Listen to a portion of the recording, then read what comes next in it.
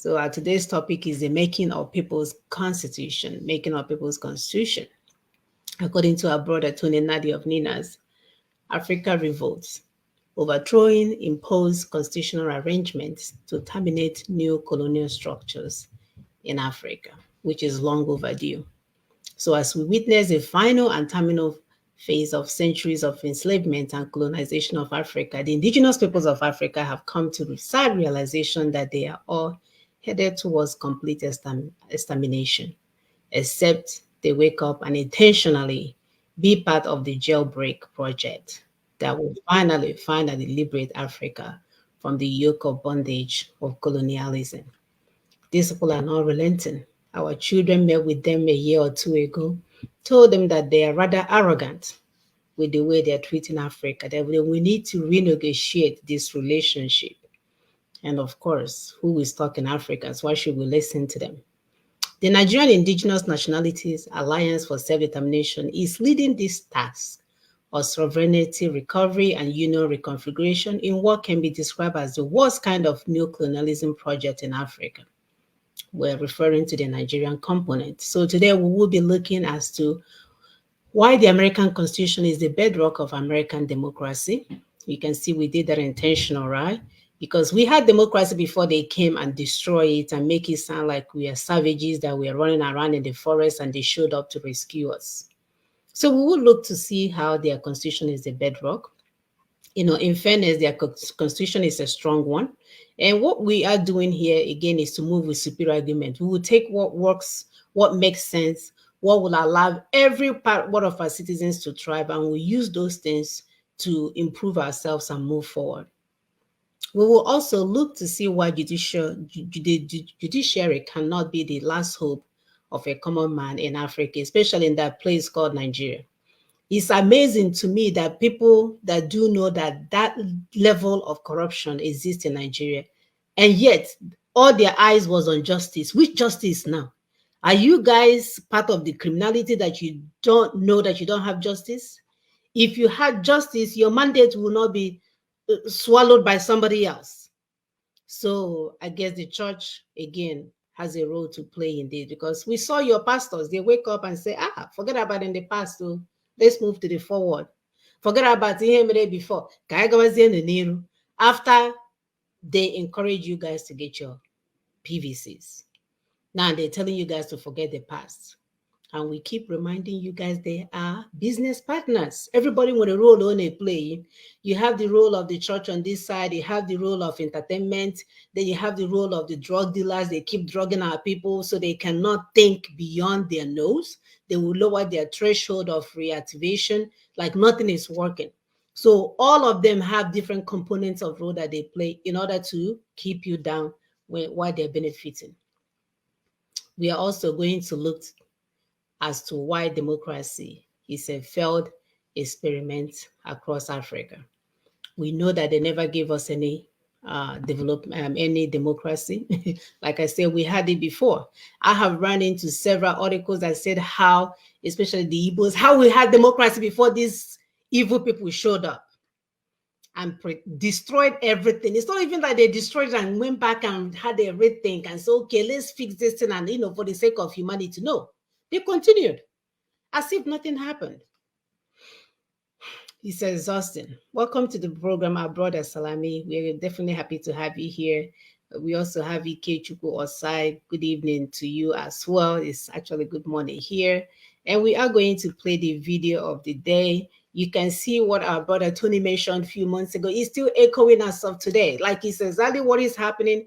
He told you guys that in the more spirit will come and swallow your mandate. As long as you're running an election in this, under this fraudulent 1999 constitution, our people decided that they will keep our people in the church, encourage them to get their mandate. And then when he gets, the thing that drives me crazy is that then when he got swallowed by someone, the same church didn't come out to make noise. The same church didn't come out to fight. They keep brainwashing them now. They say, forget what is in the past. The other one that told them that Saul will come before David. And they will make it look as if God is speaking to them. Meanwhile, God is not speaking to them. They are just in the meeting, in their coven, where they're having meetings on what to do. Because we tell our people that these people are part of what is happening to you. Then he will come and say, Saul will come before David. And then after that, he'll say, oh, by the way, let's forget what is in the past. Saul in the past. Even if Saul is staying 40 years, don't you worry. Don't worry.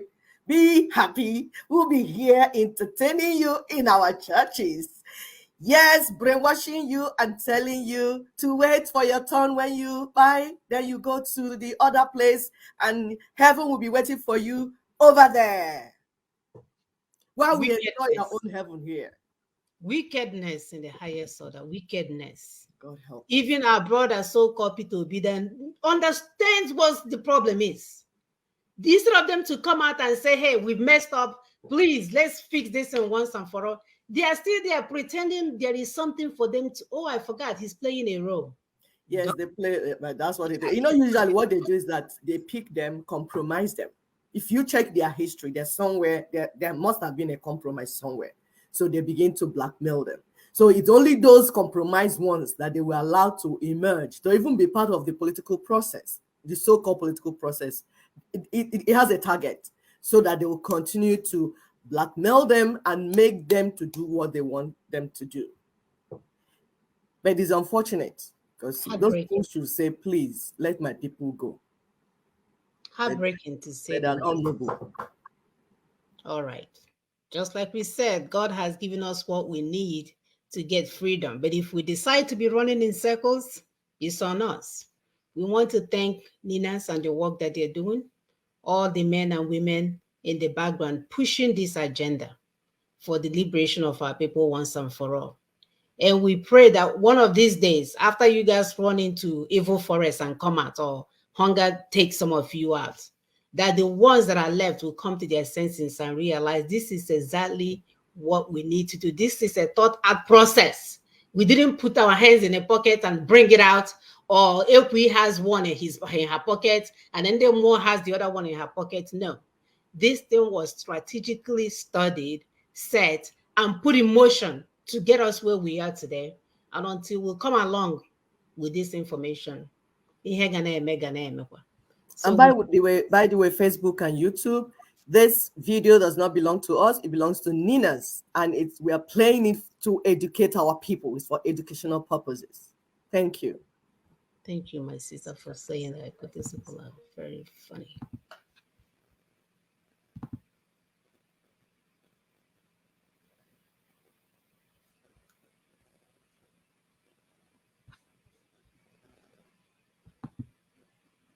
Recall that in the days before the election and the days shortly after the election, Ninas had advanced a proposition for transition. How do we move away from the wrong road we are traveling on now back to the reconstruction, the union reconstruction, union reconfiguration, and union renegotiation that needs to happen without further delay, except we want to forget the union in its entirety. By broadcasts titled Nigeria in Distress, the Ninas template for transition, and an earlier one titled Modalities for the Ninas Transitioning, proposed by the Constitutional Force Majeure. The summary of those two broadcasts is simply the fact that somebody must now get on a broadcast on behalf of Nigeria to say that the Constitution of Nigeria, the unitary Constitution of Nigeria, can no longer carry the union beyond where it is and go into the reconstruction, renegotiation, reconfiguration that has to be done, union reconstruction, and everything required to do it already available in the Ninas Constitutional Force Majeure, the 5-point proposition of the Ninas Constitutional Force Majeure. The details are all start to finish available.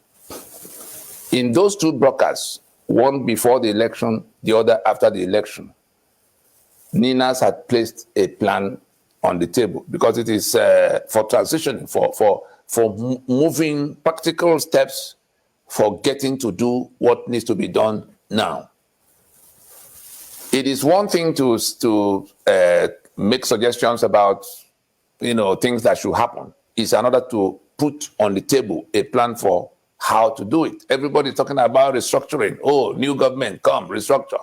We have been saying all that since 1999. We've been saying it even before 1999 when the campaign for sovereign conference was all over the place. Remember, there were people who took that campaign from the air and brought it down to what became PRONACO. I was in that team. We went away from the theory of sovereign conference to actually calling the nationalities together to hold, a meeting that was unfettered by government. 2005, 2006. How do we get rid of this 1999 constitution? We went to court from the outcome of that meeting of the people, the sovereign constituent components of Nigeria, the nationalities, to the suits in 2007, challenging the basis of that constitution, in which we had plaintiffs that included Enohoro, Ojukwu, Soyinka, Sisi Ono, and a whole number of others. Bankole Oki, the senior advocate. Of course, the two men that were being held by Obasanjo for treason at the time, Asari Dokubo and Wazirike, they were all plaintiffs in that suit. And so we were able to set in motion something that could have, that provided the framework for winding down the operation of that constitution and getting into the transition, the CODESA style transition that will work out what will replace it in an orderly manner. Everybody was in agreement except the government of the time led by Obasanjo and those coronated after him. And so we have again come to where the problems we were highlighting all the while, the dangers we were pointing from afar all the while, they have now come. We've had an election on the basis of a constitution that we should have jettisoned, and we're heading into a spin. We've been through it before. We saw how the one of 64, 65 ended in 66. We're again in that trajectory, in that cycle of going into an election in the midst of a disputed constitutional arrangement. Let the younger elements ask the elders who know, since history was removed, and the younger elements will say, oh, we do not know.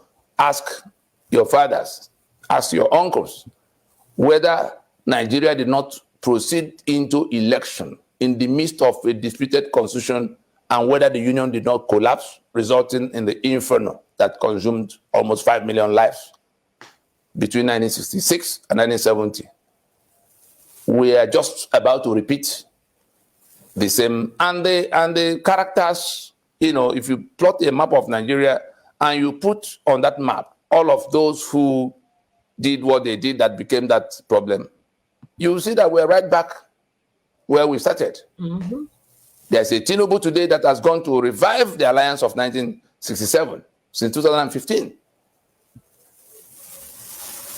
And that alliance of 1967 that came against the East have been causing havoc and dragging us to where we have now, we are face to face with that catastrophe. It's racing towards us, but many of us are not seeing it.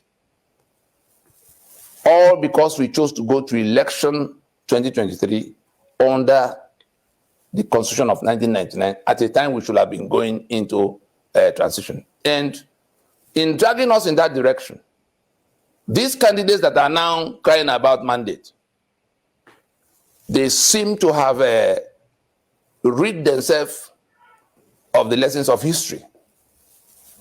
Looking at their age, one will only say it's a pity that they pretend not to know, because they know that there are problems that cannot be solved by elections, But for whatever reason, they chose to go with the enemy in dragging us towards election under the constitution that shouldn't have been the basis of union.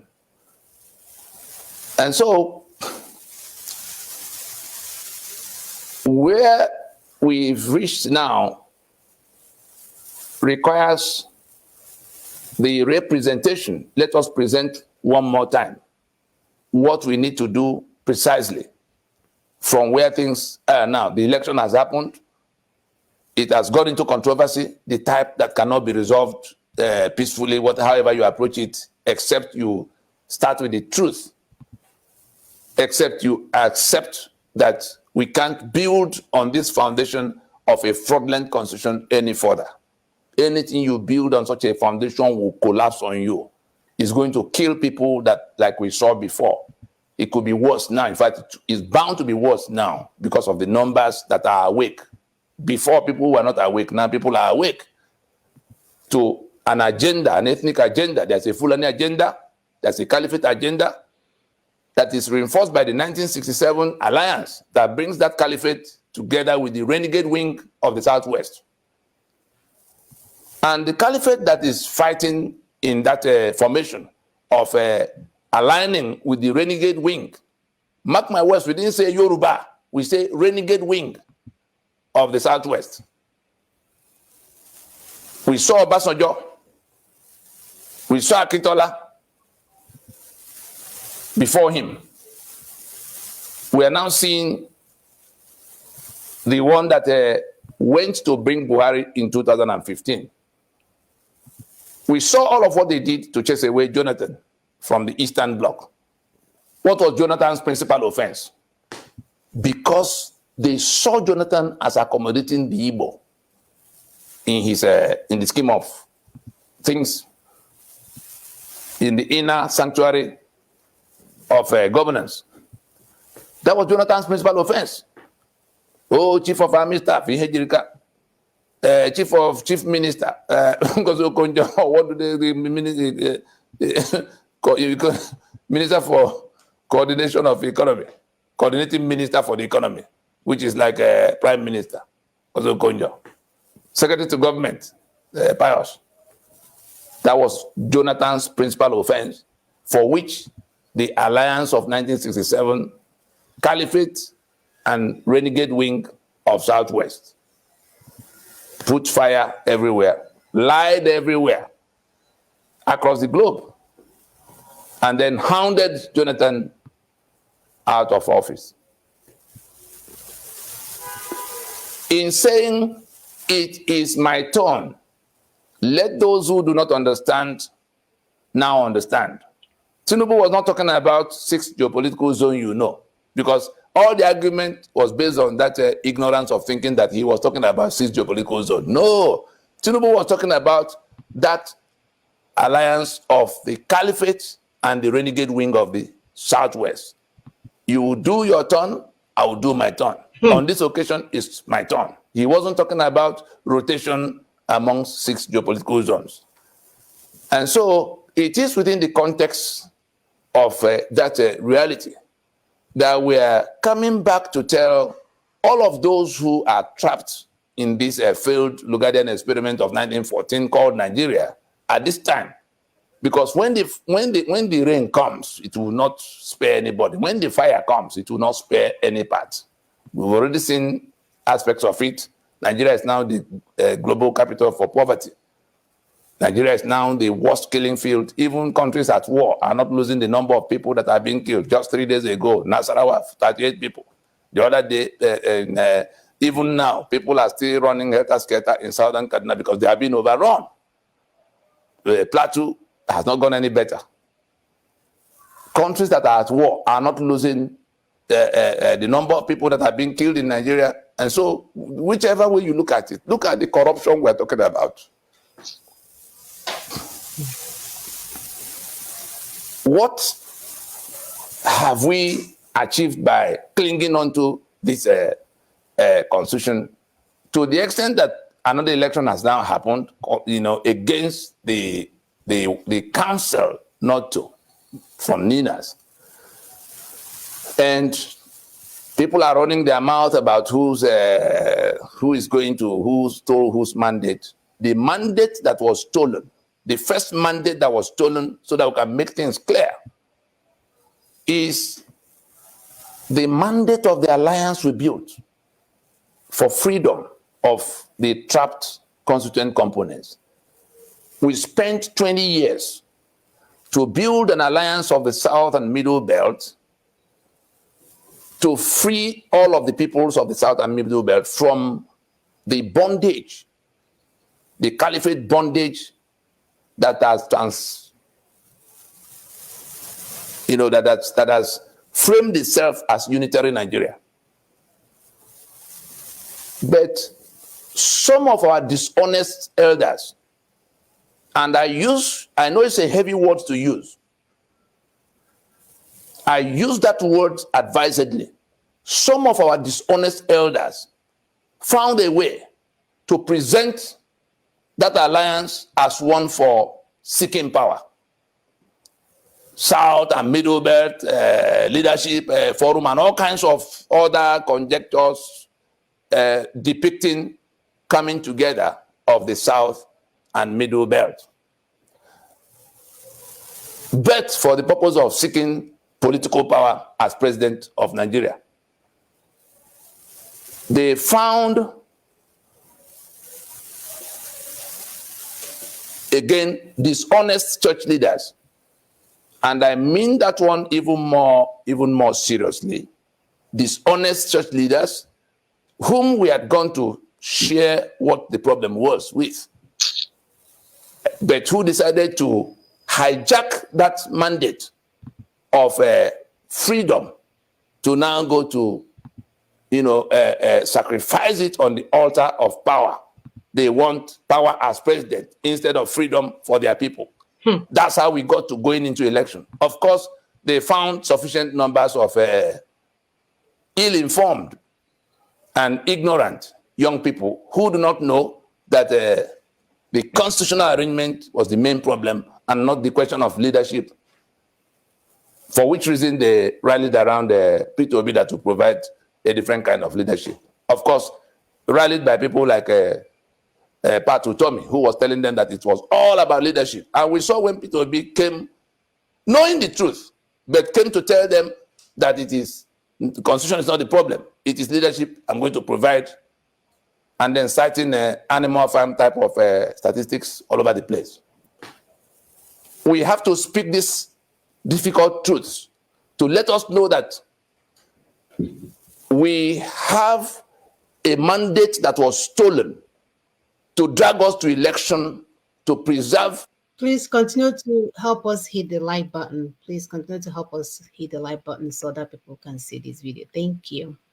The constitution imposed by the enemy, so that those who are pursuing after that power would get to government house by swearing to defend and uphold the constitution that enslaved their own people. Every attempt to get them to see that there was no road in where they were going got rebuffed. Here we are. So when they talk about stolen mandate, to us, in this fight that is going on about who will win, both of them are like two robbery gangs fighting over what was taken from us. And our interest is in recovering that thing that was taken from us. And therefore, the mandate they are talking about is already a stolen property. The fact that they want to convert it in a manner they can use it, that is political power, does not remove anything from the substantive charge of a mandate that was taken. And so we will now have to invite, for the purpose of the transition we are talking about, the transition that we must now go to, instead of proceeding with outcome of election and coronating somebody to come and continue to govern with the constitution we reject. That transition,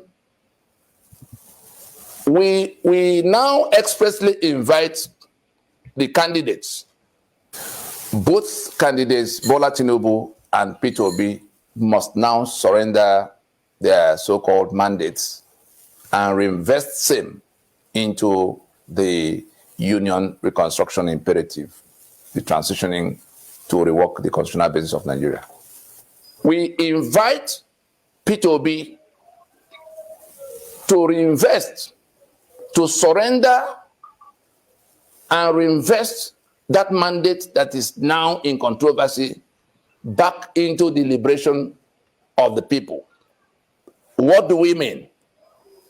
He has to, the same way he announced that constitution was not the problem, Peter Obi has to, if he is on the side of the people that have been tormented under this constitution, he has to come publicly and say to the hearing of the whole world that the constitution of Nigeria, the unitary constitution of Nigeria as imposed, is the problem that needs to be solved.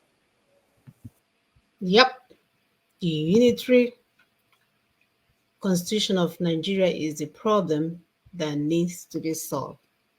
And not even those pretending to be the man that only wear one watch can tell us otherwise. And the more they waste time, the more our people die. You know, they sit around and pretend like they are godly. They go and kiss the hands of Pope and wear big old cross on their necks. And our people are dying, and you don't have the humanity in you to say enough of this 419, enough of this fraud. Let's do good by our people. Let's do well by our people. Our people, we have suffered enough. We have suffered enough. You know, you have your houses in overseas and you're going back and forth, and whenever you come back, you bring your little British, I don't know, candy and think it's okay. We need more for our people. So